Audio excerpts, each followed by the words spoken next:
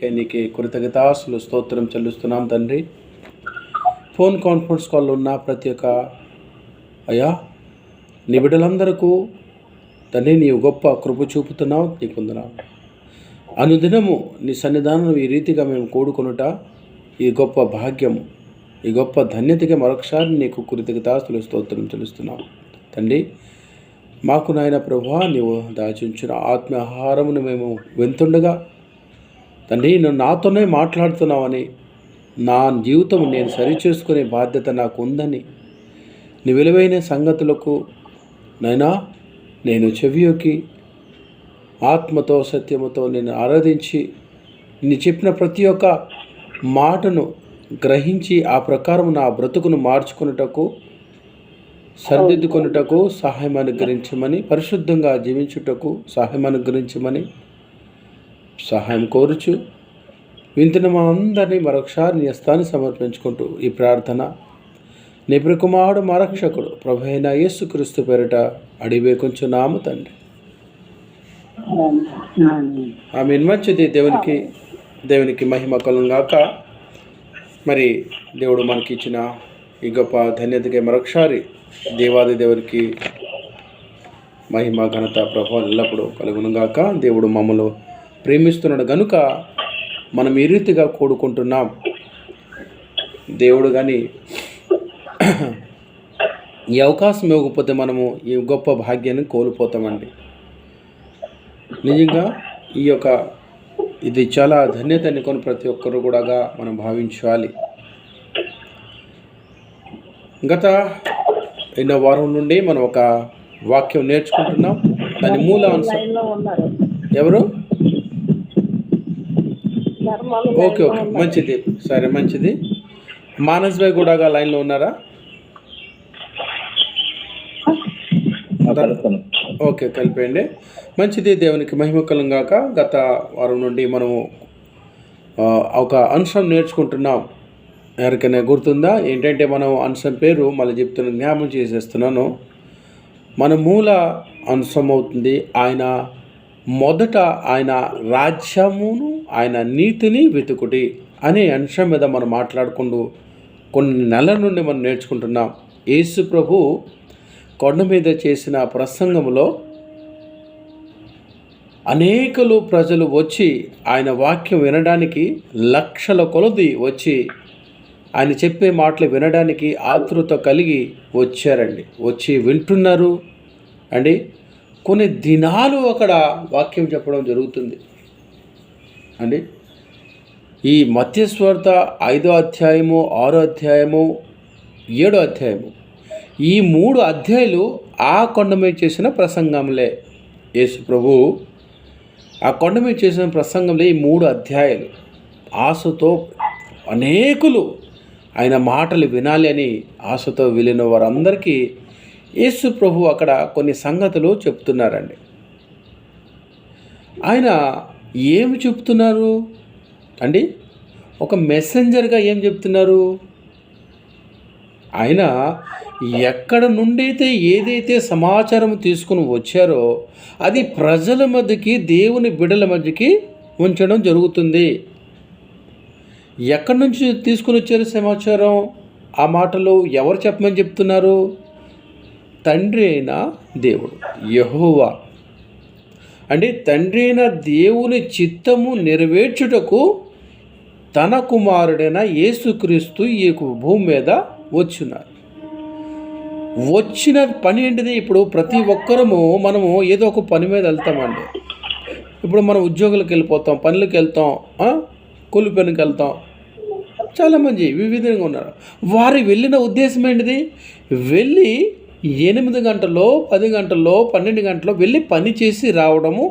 ఏదైతే మనకి పని అప్పగించబడతాదో ఆ పని మనము ఆ సమయంలో, మనకిచ్చే సమయంలో చేసి రావటం, అది మన పని అన్నమాట. అలాగే తండ్రి అయిన దేవుడు తన కుమారుడైన యేసుక్రీస్తుకి ఒక గొప్ప పని బాధ్యతను అప్పగించాడండి. బాగా వినాలి. తండ్రి అయిన దేవుడు యేసుక్రీస్తు తన కుమారుడైన యేసుక్రీస్తుని ఒక పెద్ద గొప్ప పని అప్పగించడం జరిగింది. అది ఎక్కడంటే ఈ భూమి మీదే పని ఉంది అండి. ఈ భూమి మీద ఎందుకంటే ఈ భూమి మీదనే తన బిడ్డలు ఇక్కడ నివాసిస్తున్నారు. దేవుని బిడ్డలు ఈ భూమి మీద ఉంటున్నారు కనుక ఈ భూమి మీదకి పంపించడం జరిగింది యేసుక్రీస్తుకి. యేసుక్రీస్తుకి వచ్చి యేసుక్రీస్తు ఏం చేశారండి? తండ్రి చిత్తాన్ని నెరవేర్చడం ప్రారంభించారు. తండ్రి ఏమి కోరుకుంటున్నాడు? తండ్రి అయిన దేవుడు మన పట్ల ఉన్న ఆ ప్రేమ అండి, మన పట్ల ఆయనకున్న ఆ త్యాగము, తండ్రికున్న ఆ గొప్ప అండి ప్రేమ. మాట్లాడకండి అమ్మా నారాయణమ్మ గారు మాట్లాడకండి. అమ్మా నారాయణమ్మ గారు మాట్లాడకండి అమ్మా. లేదు, అసలు సైలెంట్గా ఉండాలి. మీరు దేవుని వాక్యం వింటున్నారు కాబట్టి సైలెంట్గా ఉండాలి, మాట్లాడకండి. మంచిది, దేవునికి మహిమ కలుగాక. జాగ్రత్తగా మీరు వింటేనే దేవుని వాక్యము మీరు నేర్చుకోగలరు అండి. దేవుని వాక్యం నేర్చుకుంటేనే మన బ్రతుకులు మారగలవు. దేవుని వాక్యం విషయంలో మనము అజాగ్రత్తగా ఉంటే అస్సలకి ఏమీ కూడా మన క్రైస్తత్వం జీవితం అనేది పెరగదు. మనకి ఏమీ తెలియకంటేనే అన్ని జనుల వల్లే బ్రతికేస్తాము. కాబట్టి వాక్యం అనేది చాలా విలువైనది, చాలా శ్రేష్టమైనది. మన బ్రతుకులో వెండి బంగారముల కన్నా మరీ విలువైనది ఏదైనా ఉన్నది అని అంటే క్రైస్తవ జీవితానికి అది వాక్యము. వాక్యాన్ని ప్రేమించే వారందరూ కూడా ధన్యులు. వాక్యాన్ని ప్రేమించండి అంటే వాక్యాన్ని సన్మానించండి. మంచిది. యేసు ప్రభు వచ్చి అక్కడ కొండ మీద ప్రసంగిస్తూ ఏమంటున్నారంటే, ఈ భూమి మీద బ్రతుకుచున్న ప్రతి ప్రాణి ఏం చేయాలి అని అంటే, మీరందరూ కూడా పరలోకముకి వెళ్ళడానికి తండ్రి అయిన దేవుడు మిమ్మల్ని ఆహ్వానిస్తున్నాడు కనుక మిమ్మల్ని ప్రేమించి తన దగ్గరకు మిమ్మల్ని తీసుకోవడానికి ఆయన దగ్గరకు చేర్చుకోవడానికి ఇష్టపడుతున్నాడు. అయితే మీరు ఏం చేయాలో అని నేను చెబుతా. తండ్రి అయిన దేవుడు తన స్థానం అంటే పరలోకం ఇవ్వడానికి మీ అందరికీ ఇష్టపడుతున్నాడు. అయితే మీరందరూ కూడా వింటున్న ప్రతి ఒక్కరూ అక్కడికి అనగా తండ్రి అయిన దేవుని దగ్గరకు అనగా పరలోకానికి వెళ్ళడానికి సిద్ధపడి ప్రతి ఒక్కరూ మీరందరూ ఏం చేయాలో అది నేను చెబుతా. ఎవరు చెప్తున్నారన్నమాట? యేసుక్రీస్తు వారు చెప్తున్నారు. నేను చెప్తా. నేను చెప్పే ప్రతి మాట ఎవరైతే వింటారో వారు నిత్య జీవం పొందుకుంటారు. నేను చెప్పే ప్రతి మాట ఎవరైతే విని నిర్లక్ష్యం చేస్తారో వారు నిత్య నరకానికి పోతారు. ఇది ఫైనల్ జడ్జిమెంట్. అర్థమైందండి? బాగా వినండి. యేసు ప్రభు మన కొరకు రక్షకునిగా పుట్టాడండి భూమి మీదకి అండి. యేసు ప్రభు రక్షకునిగా అంటే తన ప్రజలకు రక్షించిన వానుగా ఆయన పుట్టి ఉన్నాడు మన కొరకు, మనందరి కొరకండి. అయితే ఆ యొక్క కొండ మీద చేసిన ప్రసంగంలో ఏమంటున్నాడంటే, మనము ఈ భూమి మీద బ్రతుకుతున్నాం కదా, మనం ఎలా బ్రతకాలో అది నేర్పుతున్నాడండి. మనం ఏం చేయాలో ఏం చేయకూడదు, ఈ భూమి మీద మనం ఎలా బ్రతకాలో అది నేర్పడానికి యేసుక్రీస్తు వారు వచ్చారు. మనసు వచ్చారా లైన్లోకి? ఓకే, మంచిది. మన తెలుగులో మరి కంటిన్యూ చేసుకుందాం. అయితే అక్కడ ఏం చెప్తున్నారండి అంటే, ప్రజలు వినే ప్రజలందరికీ ఒకటే మాట్లాడండి.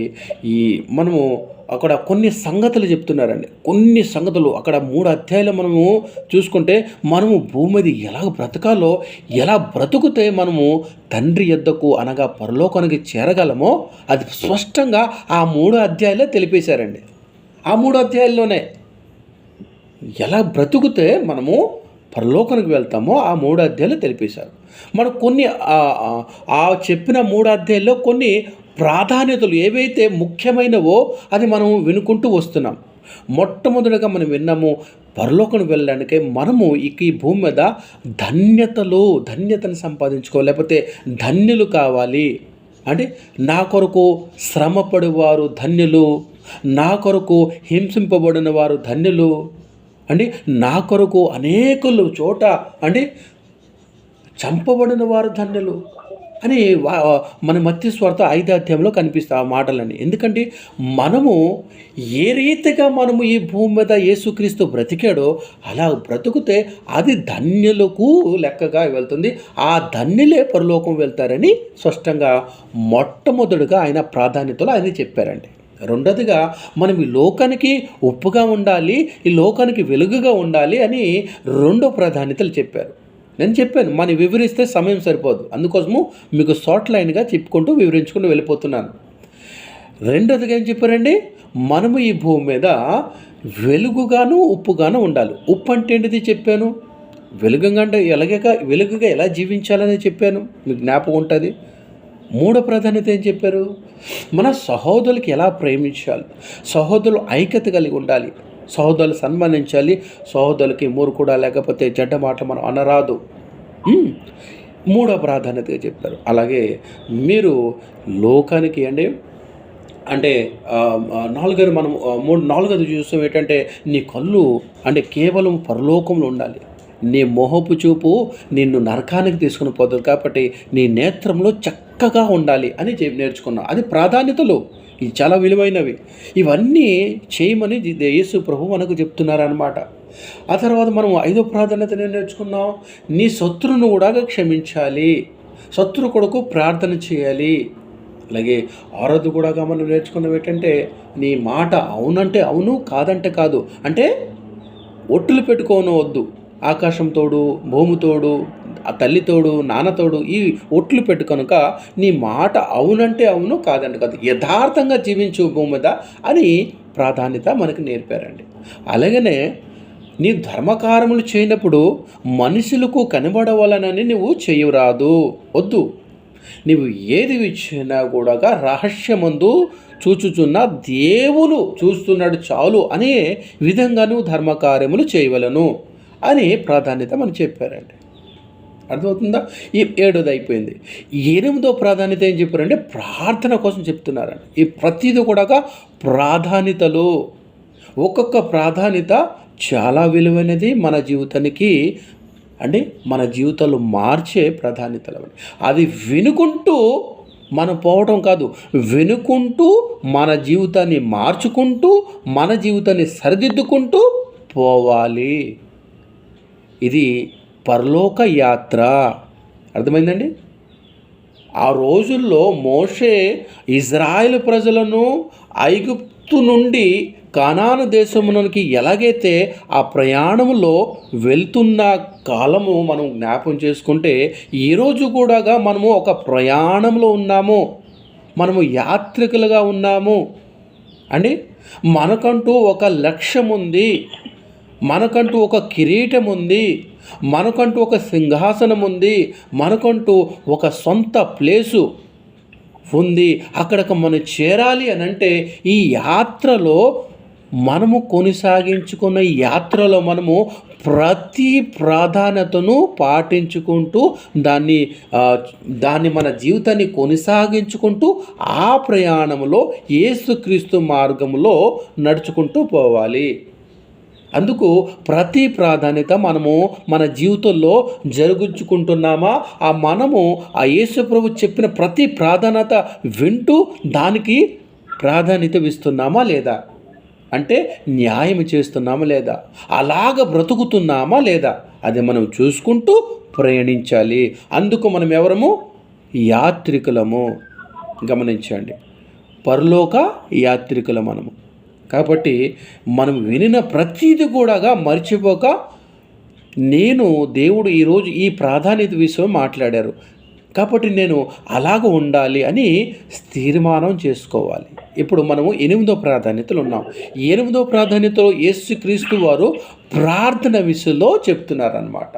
ప్రార్థన విషయంలో ఎప్పుడైతే యేసుక్రీస్తు వారు మన శిశువులకి ప్రార్థన నేర్పుతున్నాడు, శిష్యులు వచ్చి, అయ్యా నాకు ప్రార్థన గురు బోధకుడా మాకు ప్రార్థన నేర్పవా అని చెప్పినప్పుడు ప్రార్థన నేర్పుతున్నాడు.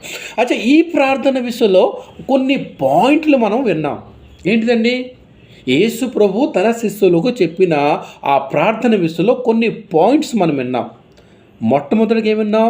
యేసు ప్రభు ఏం నేర్పుతున్నాడు? మనము ఎవరికి ప్రార్థన చేయాలంటే మొట్టమొదటిగా మనం నేర్చుకున్న పాయింట్ ఇది, ప్రాధాన్యత కాదు, మొట్టమొదటి పాయింట్ ఏం నేర్పుతున్నారు? నీవు తండ్రైన దేవునికే ప్రార్థించవలను. నీకు ఏది అవసరత అయినా కూడా, నీవు కష్టంలో ఉన్నావా, బాధలో ఉన్నావా, రోగంలో ఉన్నావా, లేకపోతే నీ ఆత్మ క్షణించిపోతుందా, పాప మార్గంలో పోతున్నావా, మరలా నువ్వు అక్కడి నుంచి తిరిగి రావాలని అనుకుంటున్నావా? అయితే నీవు తండ్రైన దేవునికి బతిమాలవలను, తండ్రైన దేవునికి అడగవలను, తండ్రైన దేవునికి నువ్వు మొరపెట్టవలను అని మొట్టమొదటిగా యేసు ప్రభు నేర్పుతున్న పాయింట్ అనమాట. రెండో, అదే ప్రాధాన్యతలో ఉన్నాం మనము. ఈ ప్రాధాన్యతలో ఉన్న మనము ఏం నేర్చుకుంటున్నాము? ఆ ప్రార్థన ఏంటిది అనేది నేర్చుకుంటున్నాము. ప్రార్థన అనగా ఏమి అని నేర్చుకుంటున్నాము.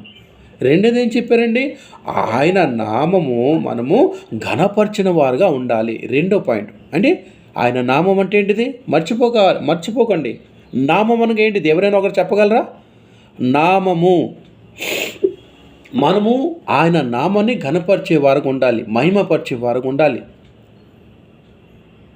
నామం చెప్పాను కదా, మర్చిపోకండి. నామం అంటే మనము అందరము క్రైస్తవులుగా పిలువబడుతున్నాము. ఆ నామాన్ని మనం కనపరిచే వారుగా ఉండాలి. ఎప్పుడైతే మనము లోకం నుంచి వేరే అయ్యామో, చీకటి రాజ్యం నుంచి తన వెలుగు రాజ్యంకు వచ్చామో, మనకందరకు ఒక పేరు అంటూ, ఒక సర్నేమ్ అంటూ వచ్చిందండి. ఏంటిది? యెహోవా అనునామములో మనం పిలువబడుతున్నాం క్రైస్తవులుగా. కాబట్టి ఈ నామముని మనము మరణించే వరకు అది అతి పరిశుద్ధంగా కొనసాగించుకొని పోవాలి. నిన్ను ఎవరైనా దూషించారనుకో, నిన్ను ఎవరైనా తిట్టాడనుకో, నిన్ను ఎవరైనా ఏదో ఒక కారణం బట్టి నిన్ను అంటే తిడుతున్నాడు, లేకపోతే నువ్వు చేసిన తప్పుని వాళ్ళు కొడుతున్నారు, ఏదో చేస్తున్నారు, అప్పుడు ఏ నామం దూషింపబడుతుంది? అర్థమవుతుందండి? నీవు ఒక క్రైస్తవురాలువు, ఒక క్రైస్తవుడు. కాబట్టి ఆ క్రైస్తవ నామాన్ని నువ్వు ఏం చేయాలి? ఘనపరిచిన వాడుగా ఉండాలి అండి. కాబట్టి రెండోది మనం చూసుకున్నామండి. మూడోది చూసుకున్న ఆయన రాజ్యము వచ్చి ఉన్నది అంటే ఇంకా చాలామంది ప్రార్థన చేస్తూనే ఉన్నారండి.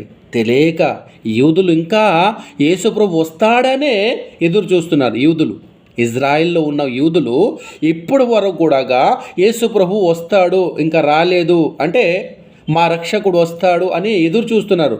అయ్యో, యేసుప్రభు రావడము, తన రాజ్యము కట్టడము అంత అయిపోయిందిరా నాన్న అన్న కూడా ఆ యూదులు నమ్మరు. అర్థమైందండి? అలాగే ఈ రాజ్యమనులో యేసుక్రీస్తు తన రాజ్యం కట్టాడు, భూమి మీద కట్టి వెళ్ళిపోయాడు, మరలా వస్తాడు యేసుక్రీస్తు వారు మనకు తీసుకుని పోవడానికి అనేది ఈ చాలా ప్రజలకు తెలియక ఇప్పుడు వరకు అదే ప్రార్థన చేస్తుంటారండి. పరలోకముందున్న మా తండ్రి, నీ నామం పరిశుద్ధపరచబడును గాక, నీ రాజ్యం వచ్చును గాక అని ప్రార్థన చేస్తుంటారు.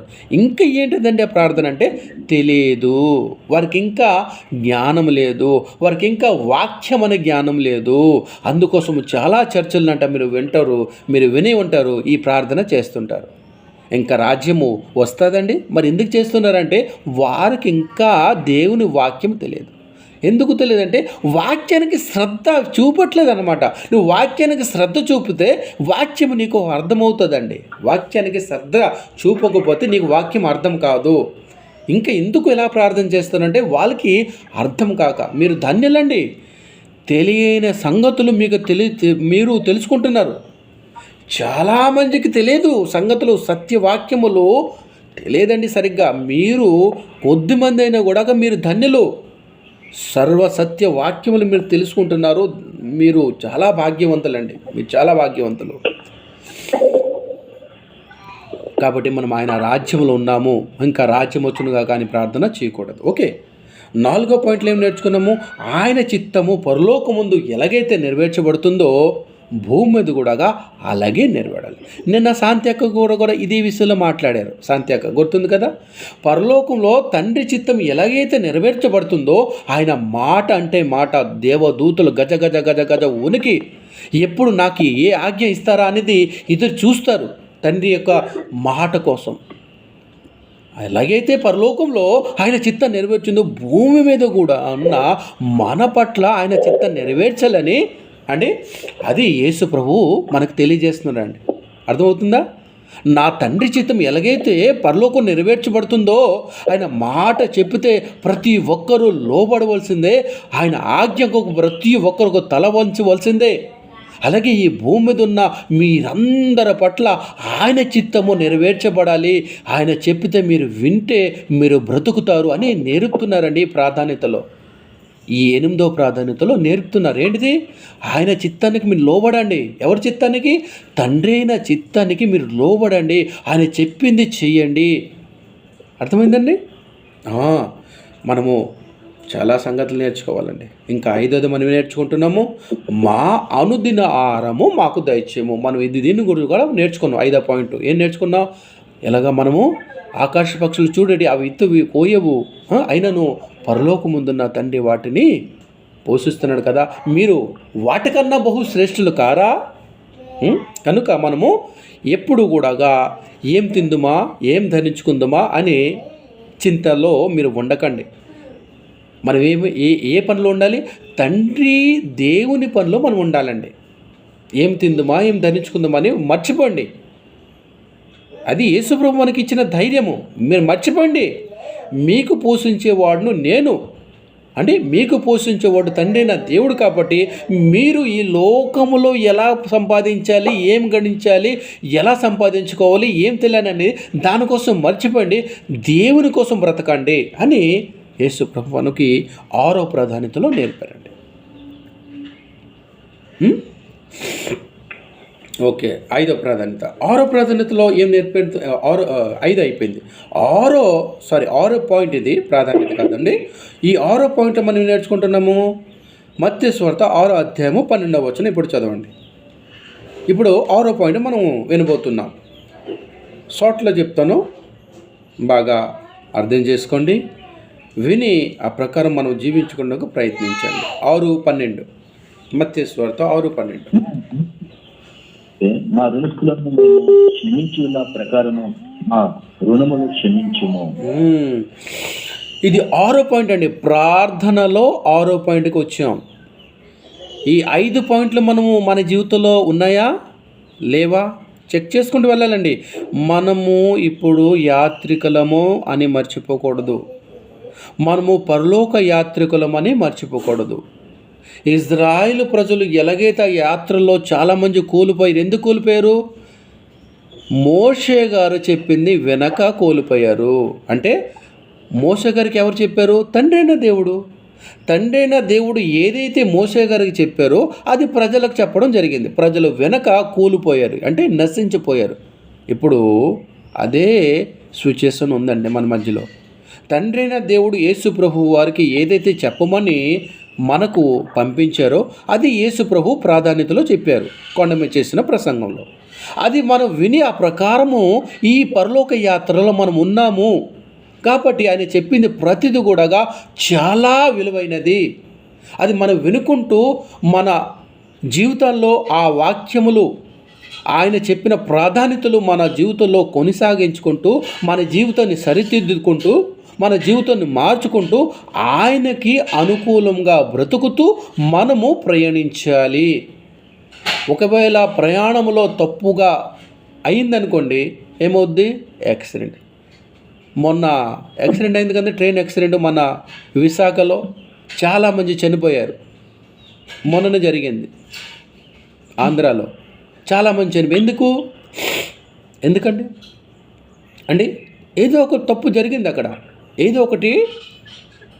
తప్పు జరిగింది కాబట్టి ఆ ప్రమాదం జరిగింది. కాబట్టి మన జీవితంలో అన్నీ చిన్న చిన్న తప్పులు జరగవంటే జరుగుతాయి. దానికి దేవుడు క్షమిస్తాడండి. కానీ మరలా తెలుసుకుంటూ మరలా ఎంత దేవుడు నీకు హెచ్చరించినే వాటి నుంచి నువ్వు తొలగిపోక అదే తప్పుని మరలా నువ్వు మనం చేసాము అనుకోండి అండి, ప్రమాదము. కాబట్టి మనం వినిన దాన్ని జాగ్రత్తగా విని ఆ ప్రకారము నేను ఉన్నానా లేదా మన జీవితాన్ని మనం చూసుకుంటూ ప్రయాణించాలి.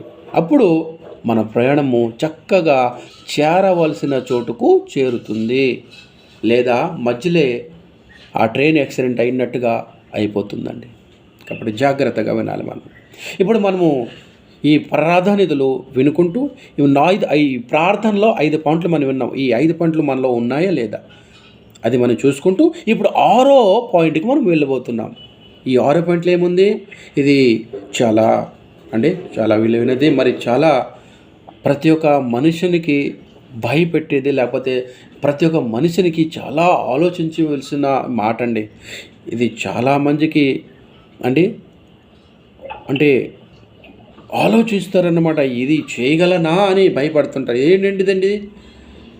మా రుణస్తులను మేము క్షమించిన ప్రకారము మా రుణంలో క్షమించము. అంటే ఈ రోజుల్లో యేసుప్రభు చెప్పాడండి మాట చేయమని.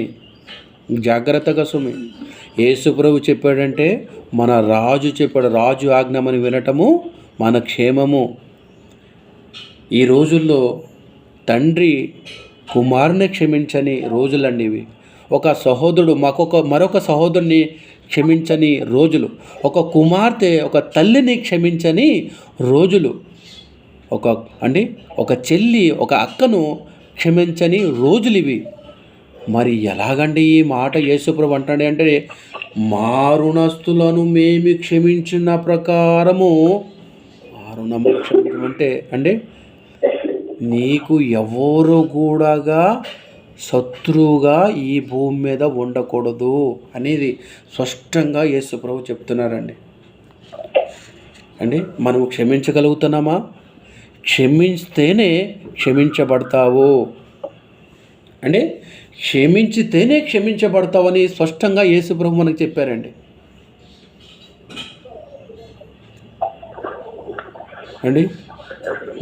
మాటకి మన చిన్న విషయంలో మనము క్రైస్తవులకు గొడవ పడుకుంటున్నాం. చిన్న విషయంలో ఆమెకు నాకు మాటలు లేవు. ఎందుకంటే ఆమె మాటలు నాకు నచ్చవు. అందుకోసమే ఆమెతో నాకు మాటలు లేవు. ఆమె ఇంటికి నేను వెళ్ళను. ఎందుకంటే ఆమెకి నాకు పడదు. ఏమంటున్నాము? ఆమెకి నాకు పడదు, అందుకోసము ఆమె ఇంటికి నేను వెళ్ళను. వాడంటే నాకు అసహ్యము, ఎందుకంటే వాడు మంచోడు కాదు. ఇవన్నీ మాటలు మనము ఈ వాక్యం వినిన తర్వాత కూడా మన మనసులో వచ్చేవనుకోండి, అక్కడే ఆగిపోన్నాము అని అర్థం. అక్కడే ఉన్నాం, ఇంకా ముందుకి దాటలేకపోతున్నాం. ఈ వాక్యం వినిన తర్వాత కూడా మనము మనసు మార్చుకొని ఇంకా క్షమించే మనసు మనకు రాలేదు అనుకోండి, యేసుప్రభు మాట మనం వింటున్నామే తప్ప పాటించట్లేదని అర్థం ఇక్కడ చాలామంది దొరికిపోతారండి క్షమించే విషయంలో. ఎలా నన్ను క్షమించేవాళ్ళు? వాడు నన్ను వచ్చేసి, నా పొరుగువాడు వచ్చేసి నాకు ఎన్నో మాటలు అన్నాడు, నేను అసలు తప్పే చేయలేదు, అయినప్పుడు నాకు ఎన్నో తిట్టాడు, ఎన్నో కొట్టాడు, ఎన్నో ఏదేదో చెప్పాడు, నేను ఎలా క్షమించగలను? ఏం మాట్లాడుతున్నా బ్రదర్ అంటున్నారా? లేదండి, క్షమించాలి. నువ్వు క్షమిస్తేనే నీవు క్షమించబడతావని గుర్తుపెట్టుకో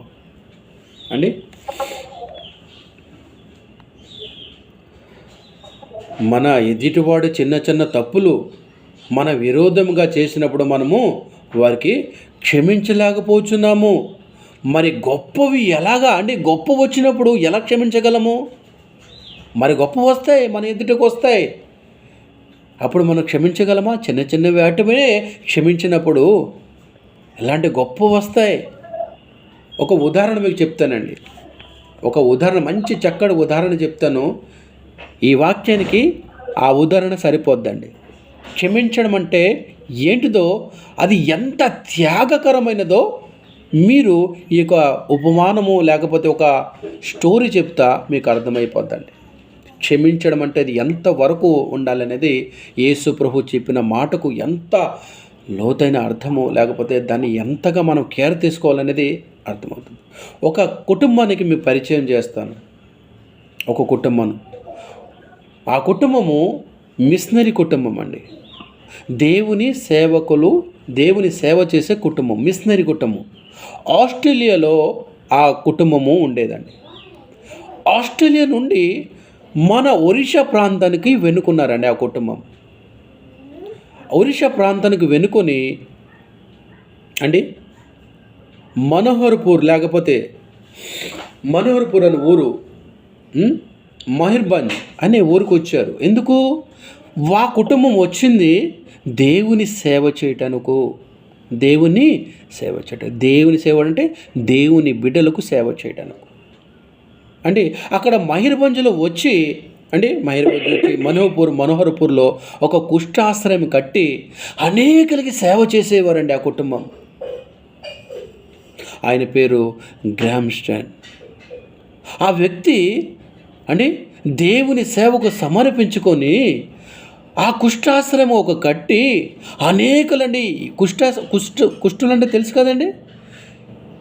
ఆ రోజుల్లో ఏం చేసేవారంటే ఎవరికైతే కుష్ఠరోగం ఉండేదో వారికి ఏం చేశారంటే ఊరు బయట పెట్టేవారు.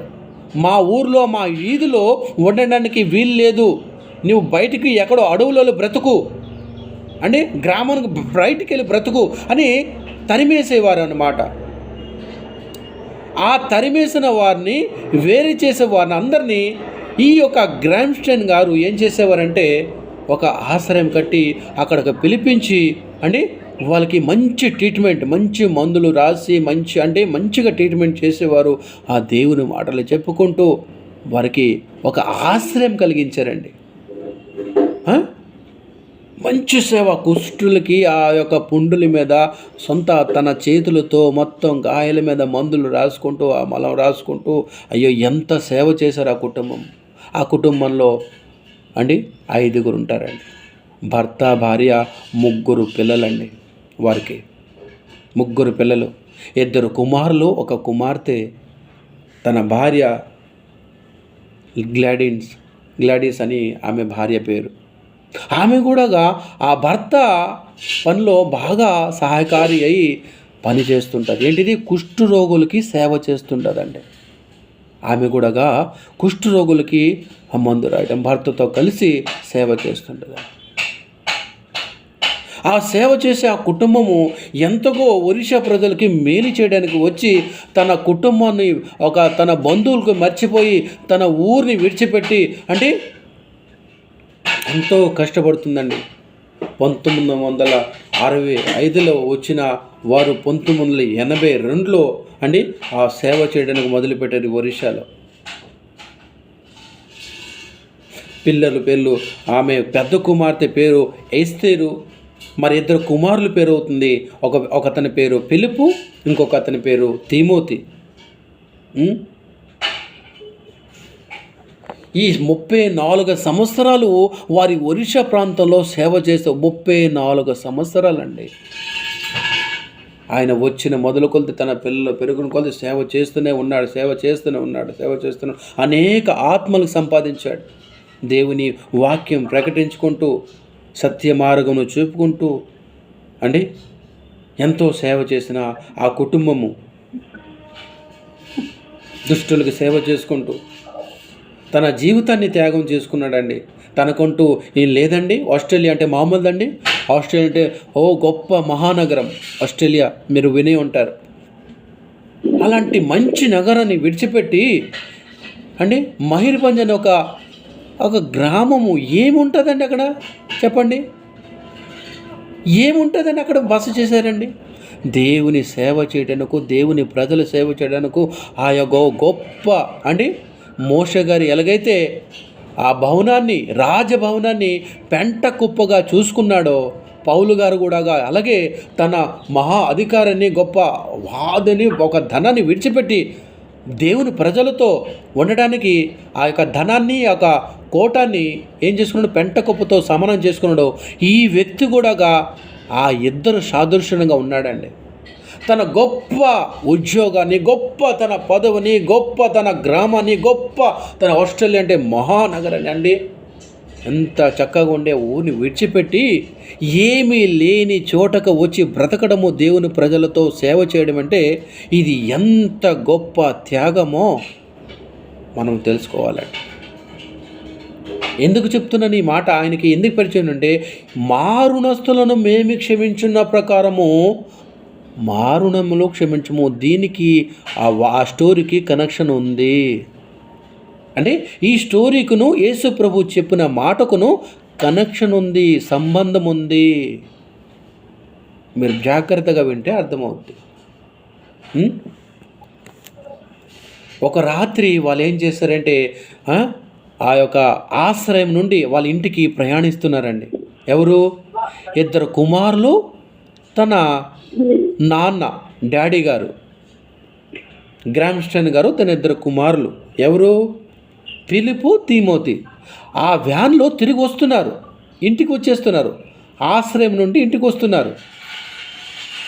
ఆశ్రయం ఎందుకు వెళ్ళరు? సేవ చేయడానికి, కుష్ఠరోగులకు సేవ చేయడానికి వెళ్ళి వచ్చిన రాత్రిలో అండి ఏం చేశారండి చేతలు?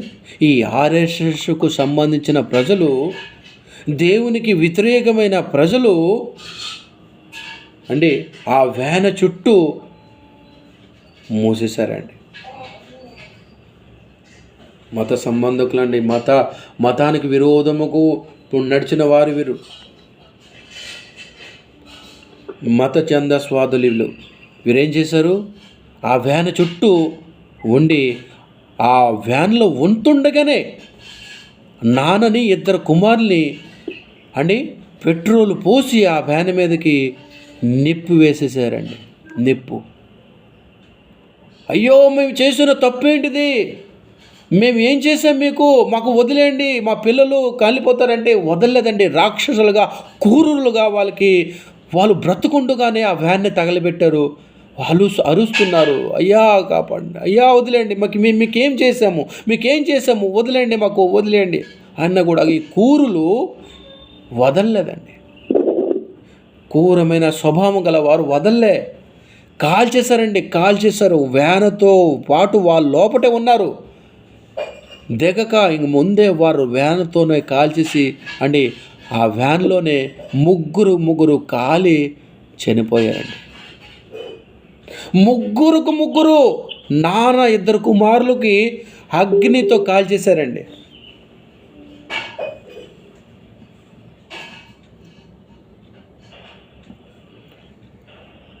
దేవునికి లైన్లో ఉండండి.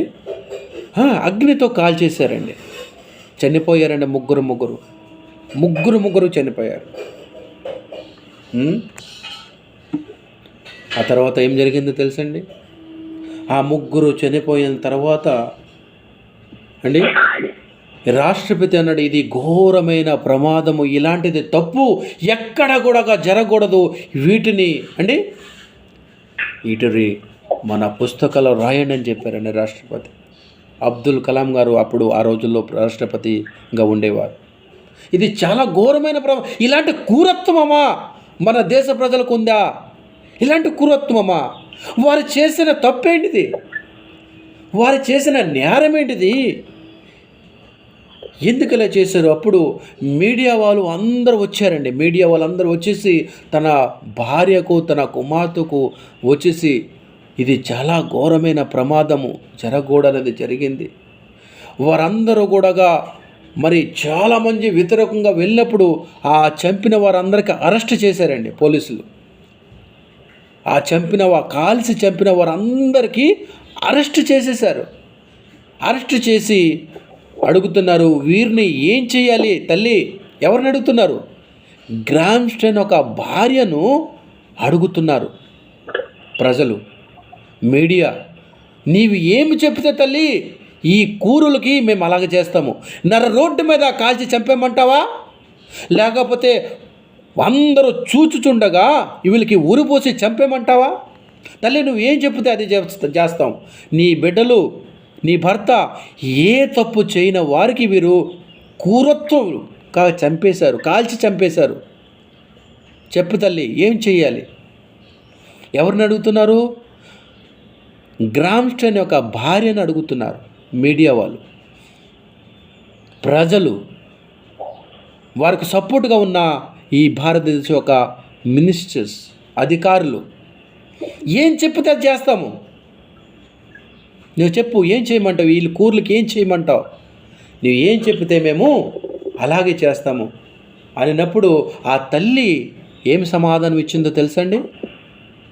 ఆ తల్లిగారు ఇచ్చిన సమాధానం వింటే మన బ్రతుకులు మనకు అసహ్యంగా కనిపిస్తాయండి.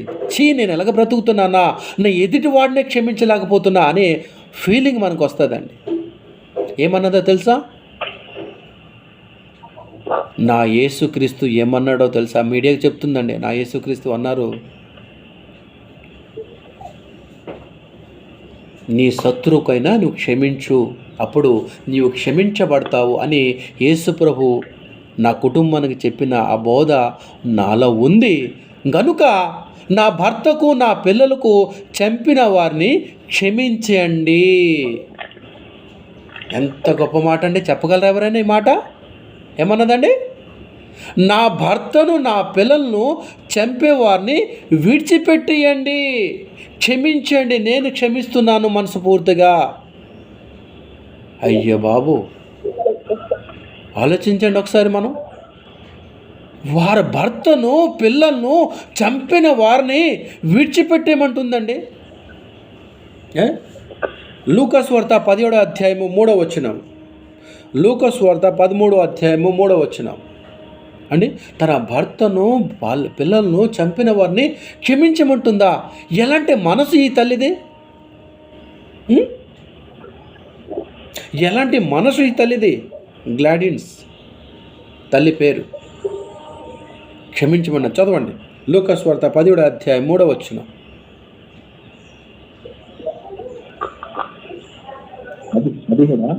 17వ అధ్యాయము 3వ వచనం. ఓకే. మీ విషయమై మీరే జాగ్రత్తగా ఉండుడి. మీ సహోదరుడు తప్పిదము చేసిన ఎడల అతన్ని గద్దించుము, అతడు మారు మనసు పొందిన ఎడల అతన్ని క్షమించుము. అంటే మనము ఒకరికొకరు క్షమించుకుంటున్నామా? ఆయన తప్పు చేశాడు కదా, అలాగే పగ పెట్టుకొని మన జీవితాంతం కొనసాగిస్తున్నామా ఆ శత్రుత్వాన్ని? నీకు నాకు పడదు, వారింటికి మేము వెళ్ళము, ఆమెతో నేను మాట్లాడను అండి. ఈ తల్లి గ్రామ్స్టన్ ఒక భార్య ఎవరిని క్షమించిందండి? తన బిడ్డలను, తన భర్తను అండి వ్యానుతో ఉంటుండగా కాల్చి చంపిస్తున్న ఆ కూర్లకి ఏమంటుందండి? క్షమించండి అని అంటుందంటే మనము ఎంత వెనకబడి ఉన్నామండి ఈ క్షమించే విషయంలో. మనం ఎంత వెనకబడి ఉన్నాము. క్షమాపణ క్షమిస్తేనే క్షమించబడతావని స్పష్టంగా యేసు ప్రభు మనకి చెప్తున్నారండి. మారునస్తుల మరొకసారి చదువుదాం. 6:12 మరొకసారి చదువుదాం. 6:12 చదువుకొని మనం ప్రార్థన చేసుకుందాం మరొకసారి.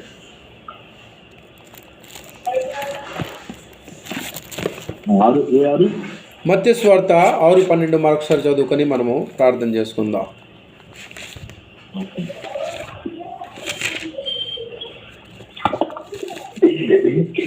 మేము క్షమించి ఉన్న ప్రకారము మా రుణమును క్షమించము అండి. హిందీలో ఒకసారి చదవండి, ఒకసారి హిందీలో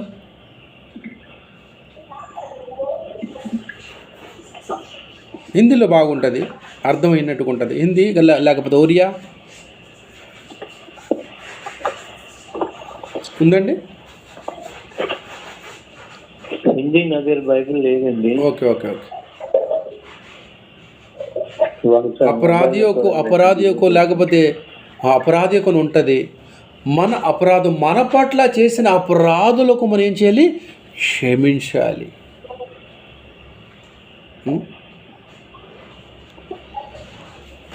మా రుణస్థులు మేము క్షమించిన ప్రకారం అంటే మన పట్ల చేసిన ప్రతి ఒక్కరిని మనం ఏం చేయాలండి? మన పట్ల మనకు వారు ఏం చేశారో అనేది అనవసరం అండి.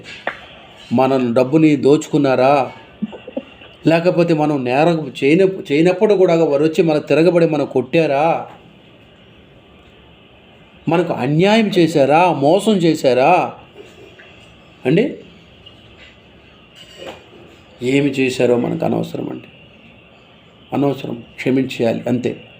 ఒక ఉదాహరణ, నేను ఒక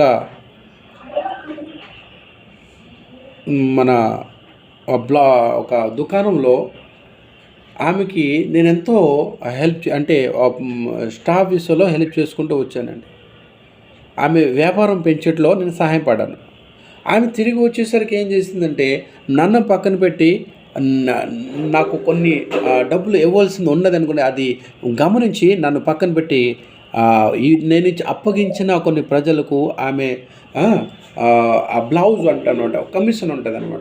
అవ ఏం చేసింది, నాకు ఎక్కడ కమిషన్ నాకు ఇవ్వడం జరుగుతుందండి, ఆమె నాకు అని పక్కన పెట్టి ఆమె ఏం చేసింది,